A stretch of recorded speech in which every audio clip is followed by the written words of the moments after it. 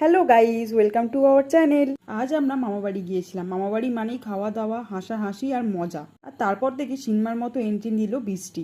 আজকে যার জন্মদিন সে নিজেই বুঝতে পারছিল না সে আজকের নায়ক না ইভেন্ট ম্যানেজার, তাই সে নিজেই নিজের মতো করে বার্থডে ডেকোরেশনটা করে নিয়েছিল। তারপর আমার হঠাৎ একটু বড় থেকে ছোট হয়ে যাওয়ার শখ হয়েছিল, তাই আমি একটু বেলুন নিয়ে খেলে নিচ্ছিলাম। বার্থডে মানেই খাওয়া দাওয়া, তাই আমরা কেকটা দিয়ে শুরু করে দিয়েছিলাম। এখানে বার্থডে বয়ের বেস্ট ফ্রেন্ড বার্থডে বয়কে একটা বই গিফট করেছে, যেখানে লেখা ছিল কিভাবে বদমাইশি কমানো যায়। আজ যেহেতু স্পেশাল দিন, কেকটা দেখেই বোঝা যাচ্ছে ওজন বাড়ার সব দায় এটারই।